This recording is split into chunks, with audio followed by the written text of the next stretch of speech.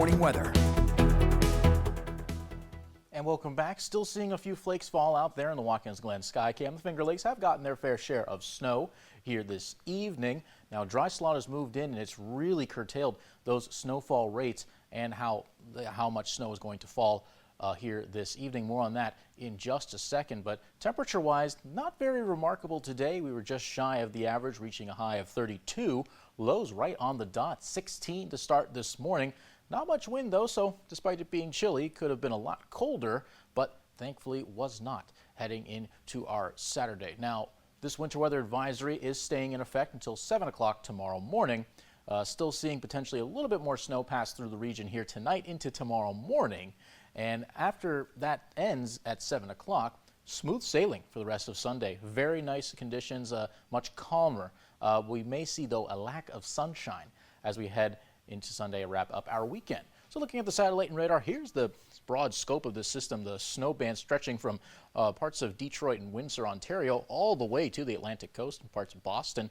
We can see how a dry slot, some dry air is just punched right into the center of this system, and that has really curtailed the snowfall all throughout the region, aside from, say, areas to the north of the Finger Lakes, like right along the Thruway. You can see it's getting a lot more spotty in our region compared to what it was about a couple hours ago, where you had that widespread snow all over the radar. Instead, here you've got much more spotty stuff making the way through. A whole bunch of gaps now in the snowfall as we head into the rest of the evening, into tomorrow morning.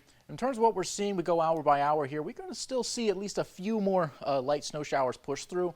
Mainly in the southern tier, in the Finger Lakes. The northern tier expected to get a little bit less here, but that was the prevailing attitude going into the storm. Of course, that dry slot is putting a pretty big wrench in things when it comes to the expected snowfall totals across the board. Now, we are going to see the winds pick up a little bit here going into tomorrow, mainly starting in the late morning into the early afternoon. You see a couple of instances, 20, 25 miles per hour, and it does stick around into the evening, but overall, not expected to be too much of an issue going into tomorrow. Speaking of, we'll have temperatures in the low 30s. Some places could get up to the mid 30s, like in Corning.